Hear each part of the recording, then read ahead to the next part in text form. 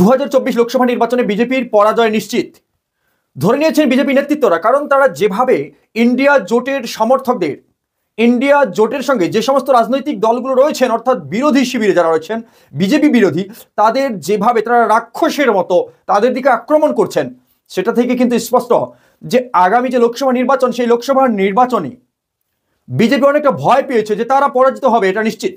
মানুষ তাদের দিক থেকে মুখ ফিরিয়ে নিচ্ছে। কারণ 33 জন সাংসদকে একসঙ্গে, বিরোধী দলের একসঙ্গে 33 জন সাংসদকে সাসপেন্ড করা হলো।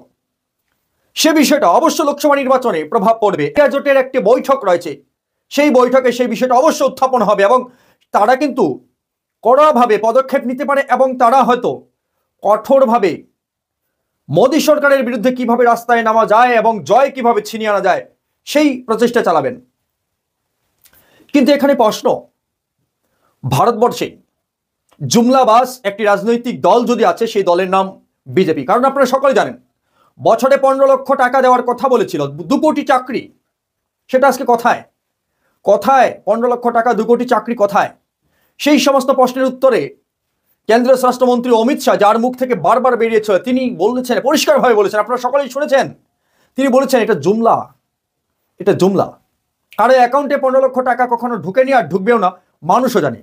তাহলে এইসব ভাতুয়াবাজি কথাগুলো বলার কারণ কি? কি প্রয়োজনীয়তা ছিল? মানুষকে ধোকা দেওয়া ছাড়া কিছুই নয়। বর্তমান যে সরকার ভারতবর্ষে রয়েছে, তাদের কাজ হলো মানুষকে ধোকা দেওয়া, ছলে বলে কলে কৌশলে তাদের সিংহাসন দখল করে রাখা।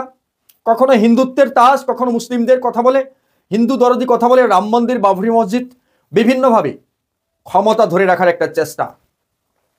তবে সেই চেষ্টায় তারা আগামীতে যে ব্যর্থ হবে সেটা হয়তো তারা বুঝতে পেরেছেন।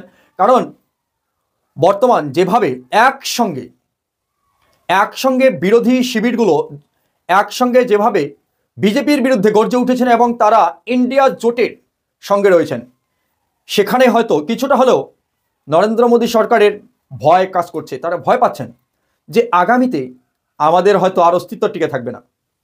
সেটাই স্বাভাবিক, কারণ অস্তিত্ব রাখতে হলে মানুষের সঙ্গে জুমলাবাজ কথা বলা যাবে না, জুমলা কথা বলা যাবে, মিথ্যা কথা বলা যাবে না। কতদিন মিথ্যা কথা বলে আপনি চলতে পারেন? উজালা গ্যাস থেকে শুরু করে কত কি দিয়েছেন, রান্নার গ্যাস, তারপরে পেট্রোল ডিজেল আজকে কোথায়, গ্যাসের দাম আজকে কোথায়, আকাশ ছোঁয়া। তো সেই বিষয়গুলোর দিকে অবশ্য সাধারণ মানুষ লক্ষ্য রেখে আগামী 24-এর লোকসভা নির্বাচনে তারা হলেন সাধারণ মানুষ, আম জনতা।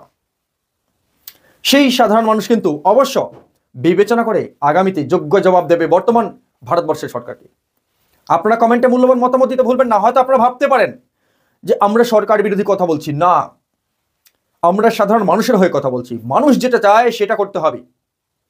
সেটা যদি যে কোনো সরকার হতে পারে, সেটা যদি মানুষের বিপক্ষে চলে যায়, তাহলে তার বিরুদ্ধে আমাদের কথা বলা উচিত বলে আমরা মনে করি।